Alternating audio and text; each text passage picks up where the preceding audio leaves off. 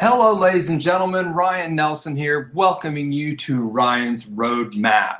Real quickly, before we get started and I start getting into what the topic and discussion of today is going to be, I'm going to go over a couple updates that have been going on with the Champion Movement, some things that are now available, and things that are going to be available tonight after the webinar.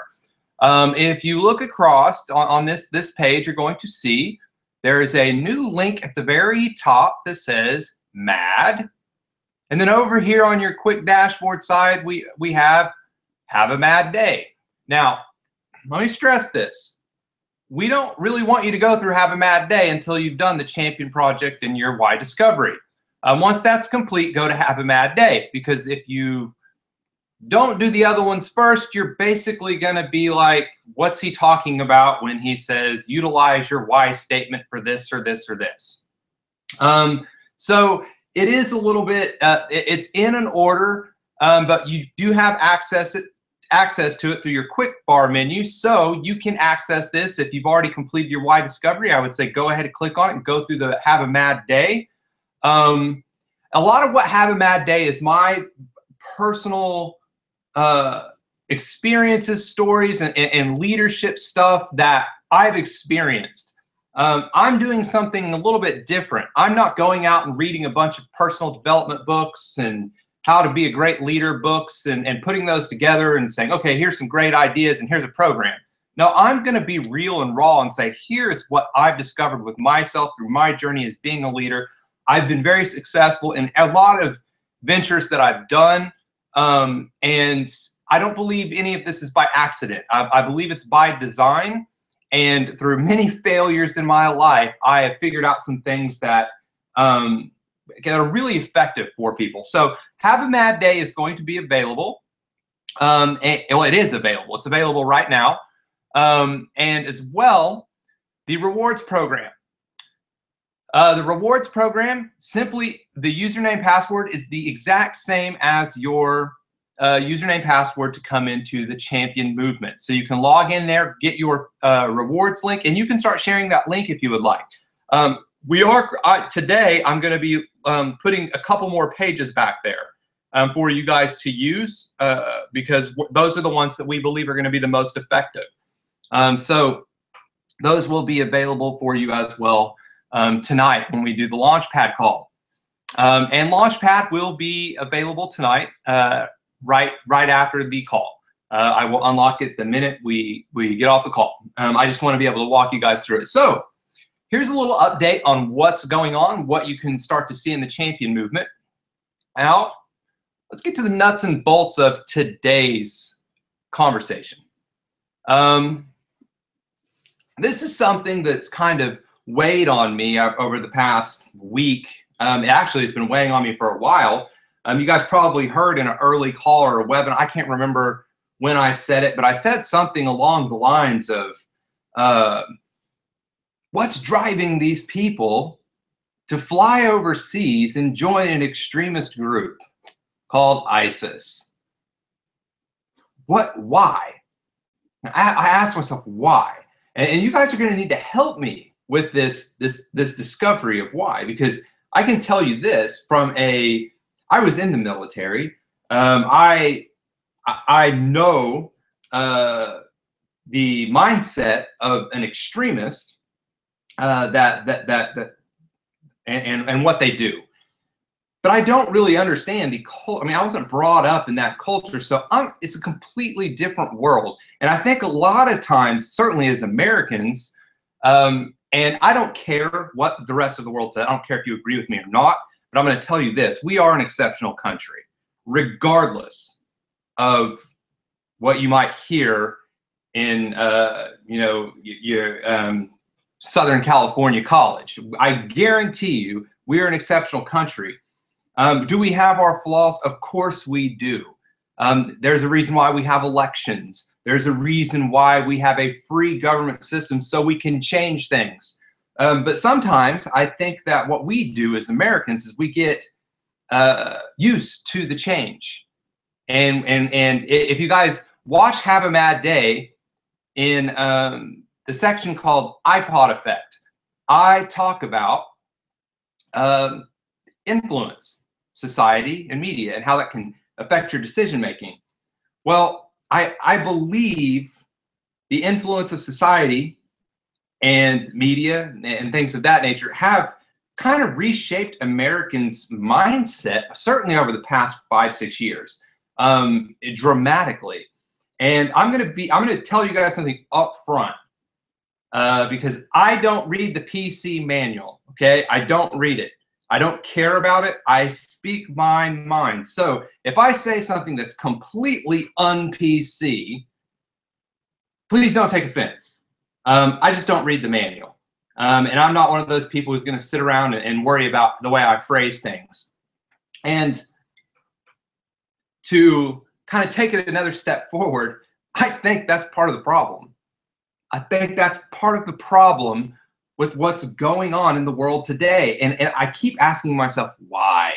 Why? What would possess somebody to wake up in the morning and get online, see a Twitter feed, a Facebook feed, and they start following some person who's an extremist, an Islamic extremist, and follow that person, and then decide one day, I think I want to go join this movement or cause.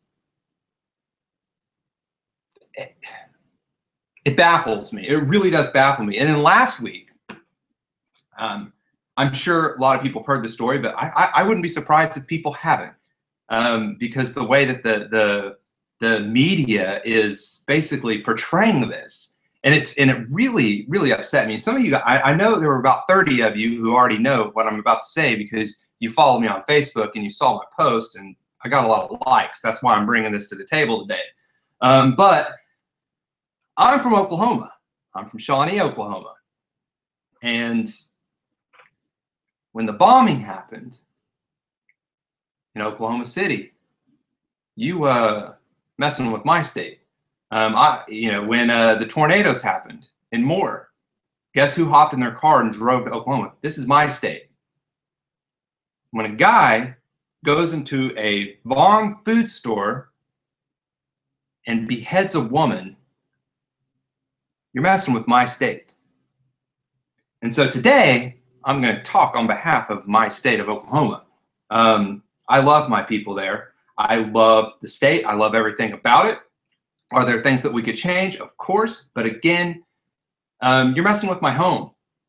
And the story is basically this. There's a guy, his name's Alton Nolan, recently changed his name to Hakeem Israel. Got fired from his workplace. The next day, he shows up to work. As he's walking through the workplace, he grabs one of the knives. It's a processing plant, so they have knives there. He takes the knife and he proceeds to behead a woman. And he cuts her head off. He starts attacking a second woman. And as she's on the ground, I believe he stabbed her a couple times because she had to go to the hospital for injuries. A sheriff deputy named Mark Vaughn, my hero for the week, come flying through around the corner, and he puts bullets into this guy and puts him down. The guy survives. He's sitting in a hospital. Here's where I wish I was wrong. I wish I was wrong, because I went on Facebook. I was kind of just being a smart aleck. Okay, I mean, I was serious, but I didn't think this would really happen. And I said, well, after you look at this guy's Facebook page, because I went and looked this guy up, and you look at this guy's Facebook page and all the things that he has written on there, the crazy extremist views that he has, and his hatred for America, it's written on his pages. I said, I wouldn't be surprised if tonight on the news they're going to call this workplace violence, and they're not going to call it a terrorist attack. I actually was kidding, because I mean, I was making fun of the last time they did that. I did not think they would do that. And now the media they're getting on TV, and they're basically stating this is workplace violence. It's insanity to me how they can call this workplace violence. I mean, a guy goes in and beheads somebody. How many workplace beheadings have ever happened in American history? Zero. I can tell you that. I looked it up. Zero. There's never been a workplace beheading in the United States ever. So why did he choose the method of beheading? A little background about Yakim Israel here. He grew up in a Christian church. It seems as though he has a pretty solid foundation of a home. The mother and the daughter came out and had an apology. You can YouTube it, and they shot a video apology for their son, basically saying, we brought him up right. We don't know why he did this. And again, the recurring theme here is why. They don't know why he did this. They keep saying, that's not our boy. But it is. So why? Why is this happening? He has a tattoo of Jesus. Complete opposite of extremist views. I mean, extremists believe that if you think Jesus is the Christ, then you are an infidel. So this guy's all over the place. Then you look at, I believe, I would say, based on my research, I know what the news is saying, but based on my research, it looks like around November was when he converted to Islam. And let me make something clear. Converting to Islam is not bad. If you follow Islam, I'm okay with that.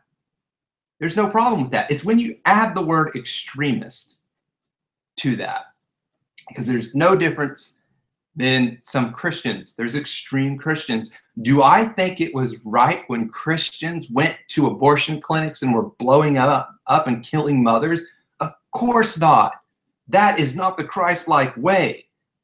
And I condemn that. I come out and say, that is horrible. These guys are crazy. Arrest them, justice, throw them in jail. Because I don't want that representing my faith in the world. I don't want that as a representation. And so when what baffles me here is that when an action like this takes place, where are all the leaders in the Islamic community, in the Muslim community, coming out and saying this is insanity? I don't care what CARE, the organization, says, because CARE is all over the place. Plus, one of their head members is a part of the Muslim Brotherhood, and if you read their charter, they are extremists. So I don't care what CARE says. But I'm thinking about the rest of this population. Why are they not coming out? Again, another recurring theme. Why? Why aren't they coming out to defame this guy, to deny his actions, and say this has nothing to do with us? And I look on the news and I'm seeing that they bring these people on, and I don't know if this is by design, but they get the most boring, raw, serious Islam clerics to come in as interviews. And it almost looks as that they're uncomfortable and they don't even want to answer the question. Why does the news media do that? It's almost like they're trying to paint this picture. Well, at least that was the Fox News side of it. Now I look at the MSNBC side of it. This blows my mind. One of their guys comes out and says, well, he did the beheading probably because he's seeing this stuff on TV with ISIS, and he thinks he has some sort of connection with them, but he's really just a crazy guy mimicking the extremists. So he's not technically an extremist, he's just crazy. That argument actually angers me, because I'm sitting here, do you really think I'm that stupid? I mean, do you think I'm that stupid to believe that argument, that this guy was crazy, saw something on TV? When you look at his Facebook and his timeline, you see this guy repeatedly talks about hating America, has pictures of Osama bin Laden, the most hated man in America on his Facebook page. He has pictures of the Twin Towers being hit by planes, saying, you know, this is the destruction is coming to America. I mean, he has all this stuff, and you're going to say that this was just like a spontaneous, crazy guy who saw this on TV and went out and performed these actions? This is almost as absurd as the Benghazi when they come out and say, oh, it's just a video. Now, here's where I have kind of a little bit of a beef with all of this. And again, I'm passionate about this because this is my state. So, you know, if this happened right down the street from you, I'm sure you would feel the same way. But if, let's play a what if game. What if I created a society on the internet for people who were mentally deranged and or had some sort of mental problem, and they come on my website and they come to me for help. And while I'm helping these guys, I decide one day that I'm going to shoot a video, make them all feel depressed, and tell them that their life is worthless and they need to go shoot themselves. If I did that and that became public, I would be responsible for the deaths of all those people. I guarantee you the government would come after me and say, you're the one responsible, you're going to jail for pushing these people to this point because of what you said. Because I'll tell you this, guy, freedom of speech is essentially gone in this country. It's gone. You have the freedom of thought still, but you can't say what you think. Because if I did that, they would come after me. You know why that would happen? I'll tell you exactly why that happened. It happened in Benghazi. You know, when Benghazi happened, and again, a lot of people completely forgot about this one, but in Benghazi, everybody was always like, oh, don't blame the video, don't blame the video, it's not the video. And a lot of people have some good points, and I'll tell you what, it was not the video, and we all realized it wasn't the video. The thing I've always wanted to hear from was the video maker. This guy gets arrested, put in jail for who knows how long, and the guy who created this video, I would be suing the government. They found out, they proved it had nothing to do with that video. But they tried to find somebody to blame. And they blamed a guy who made a parody video. I saw the video, it wasn't bad. I've actually probably said worse things in videos than he actually says on his in that little clip. So blows my mind that this guy gets arrested. And why did they arrest him? There's another why. And again, this is a setup for next week, because I'm going to answer a lot of these whys next week. So I'm sitting here thinking to myself,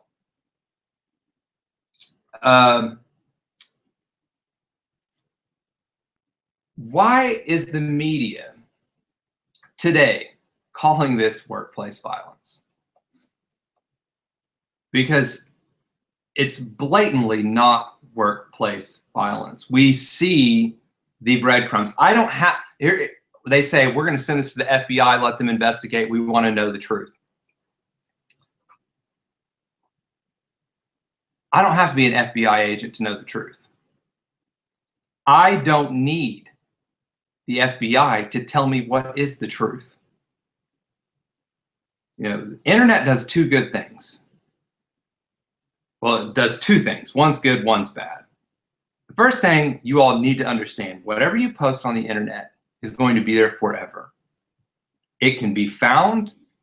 I can scrape computers and I can find caches, old files. Everything that you ever do on your computer is actually saved on your hard drive and can be pulled. Destroy the hard drive. I could take it, put it back together, and pull the information. Everything that's ever streamed through bandwidth is being copied. So there's a carbon copy of everything that you do ever on the internet. So that's a little scary. But at the same time, I think it's a good thing. Now, the great thing about the internet is that we don't need gatekeepers anymore. There was a time when we, as a community, had our senators and House representatives, and we would go to them to see what's going on in Washington. They would bring the message back to the states. And really, we just had to trust them. That's why back, elections, it was all about who do you trust? Not really what their agenda was. Who do you trust? Because it was very important that we trust this person to bring us the right information. They were our gatekeepers. Today, we don't need the gatekeepers. The internet gets us directly access to all the information we need. I went straight to this guy's Facebook page and I did my own FBI investigation. I don't need the FBI to tell me what he believes or what he doesn't believe. I can read it for myself.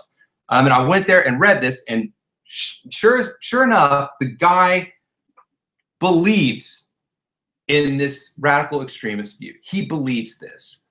Why are they calling it workplace violence? It doesn't matter, that they call it the workplace violence. What the reason is why. Why do they call it the workplace violence? Because it's very simple to know. Even if he's crazy, even if this guy is just insane, he's just crazy, and he woke up one day and he saw the news. And I don't believe this, but if he woke up and he saw the news, he saw a guy beheading someone, and he said, I'm mad at my work, I'm going to do that today. And he went to work and did it. Even if that's the case,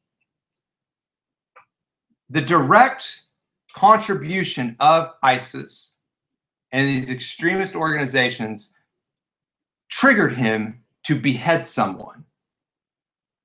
So it is still related to terrorism. Why do you think, and in the example I gave earlier about having madmen get on people who have mental problems, get on a call with me, and I tell them to do something and they go out and do it, I am directly responsible for that because I had an agenda and a reason for spreading this message to these people who are unstable. ISIS is doing the exact same thing. So if they spread this message to someone named Alton Nolan who is unstable, and he goes out and performs this act, they use the internet, they use that as a tool and a weapon to trigger someone who's unstable. So it's still, in my brain, in my mind, a terrorist attack from ISIS. So how do we even call this workplace violence? And please, I want, if someone out there can explain to me why we would even call this workplace violence. I hate that. Why don't we call it workplace murder? Or how about we call it workplace beheading? Violence doesn't sound very dangerous. So why? And if you know why, please let me know, because I'm telling you, this show is for all of us. Because next week, anything that you hear today, and if you think you have an answer to this, please send it to me, because next week I will use it. Because I'm looking for these answers. Why in the world would this guy, or why would they call it workplace violence when I see it's a direct link to these terrorists? Now, what I don't want to do is depress everybody here, because it is a little depressing when you think about it. I mean, it's like, what's going on in the world today? There is a shiny spark in all of this chaos and madness. Mark Vaughn. Now, Mark Vaughn was I think he was the COO, or he's one of the executives of Vaughn Foods, and he starts hearing the chaos. He goes out and draws this weapon and shoots this guy. Doesn't even kill him, which, to be honest, if it was me, I would have shot him 6 or 7 times and he was on the ground, because I don't want to spend the time for a trial.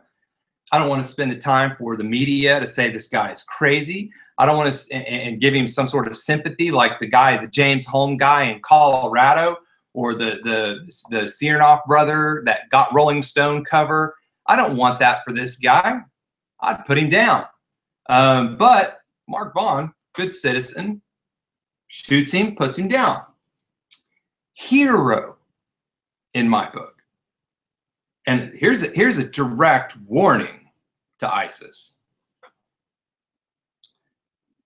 this would have happened in San Francisco, New York, Miami,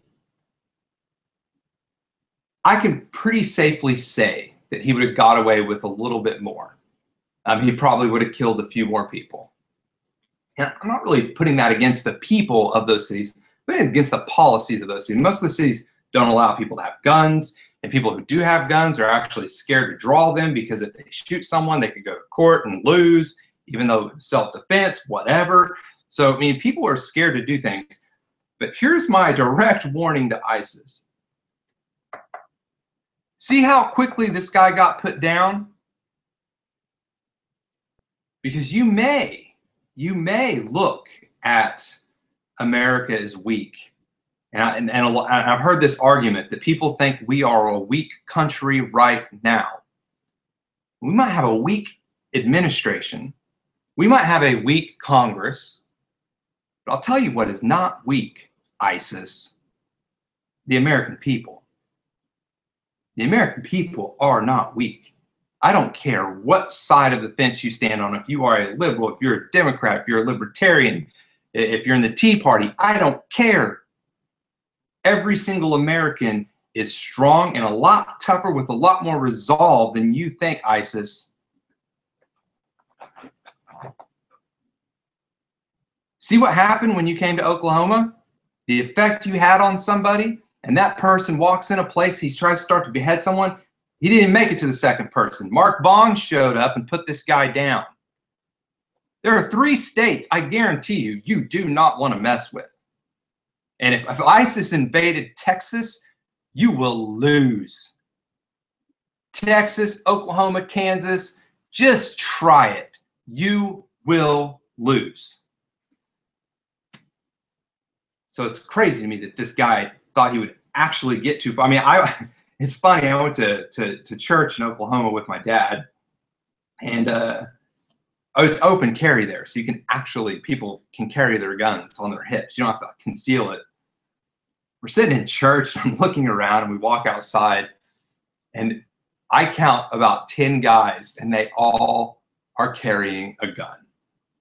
Now, I hear the gun argument. People say, but gun violence in Oklahoma is not that rampant. And they all carry guns. Now, I wonder why. Because it's pretty, as a criminal, it's pretty scary to pull a gun out knowing that probably 50% of the people walking the street have a gun as well. So, you know, Mark Vaughn, in my book, is a hero for this day. Tragic event. I wish Mark Vaughn was never a hero. I mean, I stopped instantly when I saw this message, and I started praying for that family of the lady who was brutally killed, because it's so unnecessary in the world, the type of world. It's so unnecessary.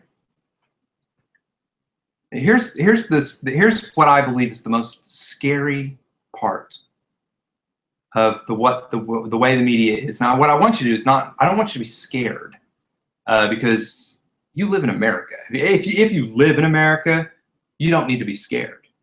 Yes, tragedies can happen here. Things like 9/11 can happen. The Oklahoma City bombing can happen. The Boston bombers can happen. This guy in Oklahoma, this can happen. But there is something comforting about being in America. When it hits the fan, the people forget about each other. We forget about our divisions. And then we all come together and we all have one common enemy, and America always wins. And I'm telling you, we will always win. So if these guys want to bring it, I guarantee you, we will bring it and they will lose. I believe in the American people. Oh, my dogs are barking. So here's my final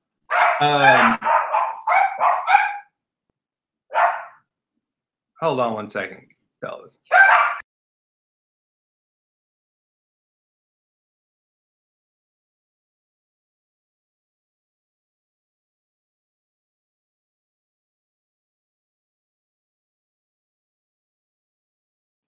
All right, well, I'm not going to be able to control them, I don't think, but here was my final note on this, is that whenever you look at, there was a guy that came onto the news the other night, and again, I don't want you to be scared, but I want you to be aware of how this is being portrayed. He comes on and he says, I don't know why you guys want to call, I mean, it's not Islam, but they are Islam extremists, but we don't consider them Islam. So when you hear this,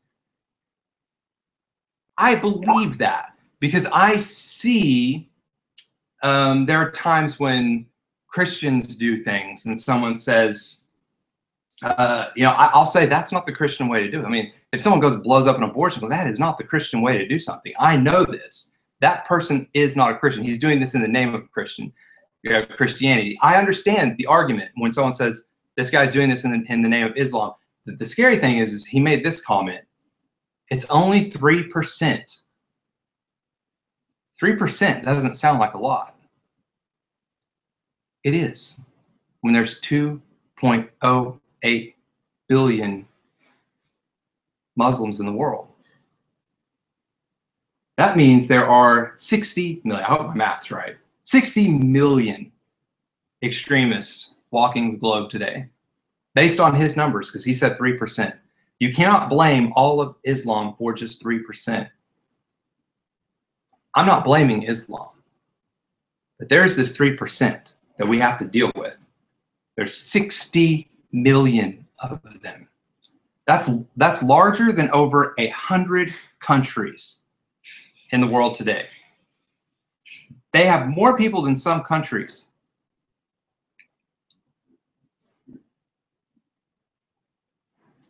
Everything that you've heard today, my challenge to you is, you've heard me say why multiple times. I want you to help me discover their whys. Why these actions are occurring. And then next week, we're going to continue the conversation, and I'm going to go through what you guys have found and what you guys believe, and we're going to talk about it. We're going to talk about the whys on why the media is doing this. Why did this young man decide that this was a good idea? I can tell you why ISIS is doing that just from me being in the military. Why did the news media call this workplace violence when it is blatantly a terrorist attack? And if it's not a person who's been radicalized in overseas, that does not mean that it wasn't directly a tool and weapon used by the extremists to hurt us as a country. So I'm passionate about this because this is my home state that this happened in. And the whole reason for Ryan's Roadmap is not to give negative news. It's not. The whole goal of this is for me to show you the news, to show you what's happening and what people are saying, because I don't believe what I hear. I do a lot of my own research. My goal is for us as a movement and a community to find an answer to this, to find an answer to this problem. And that's my challenge for the next week. I mean, if you can spend 15 minutes or so by my next Ryan's Roadmap to take one of these things that I talked about and try to identify why you believe that could be the cause. And then we will go over those questions. And then hopefully by the following call, we have a very good solid solution on why would somebody do this? Why would the media do this? Why are people not watching this and standing up? And why are Americans blinded to this? I actually talked about this yesterday, and there were 6 people who didn't even know this occurred. It's insane. You guys have a good day. I hope this call was okay. Sorry about the dogs. We do this live, so you never know what you're going to get. You guys have a good day. I will see you guys next week, and hopefully we can find some answers to this, because I'm all about trying to make a real difference. And I think as a community as a whole can identify some things here, and we can start actively using that information in the world. Because what I would love more than anything is what if I could have met Alton Knowlton 2 months ago and showed him the champion movement. I think a lot of that is he doesn't understand his purpose. I think a lot of that are people want to be a part of something because they don't feel as though they're a part, because they don't understand their purpose. If he understood his purpose, cause, and belief in what inspires him to do what he does, he probably wouldn't have been inspired to go to a store and behead somebody. I wish I could have met Alton Knowlton 3 months ago and introduced him to the champion movement. So my challenge is that you guys have a good night. Tonight, I'm going to be having a webinar, and it's going to be a Launchpad webinar. I don't do Tuesday webinars anymore, but tonight's a special night because I know people are waiting and wanting to be a part of this. So I don't want to make you wait until Thursday. So we're going to go ahead and do it tonight, and I'm going to be showing you guys a lot of this information. So you have a great evening. See you guys tonight. And tomorrow is, what, Wednesday? Will be the morning show with me and JJ. So can't wait to see you then. Thanks, guys.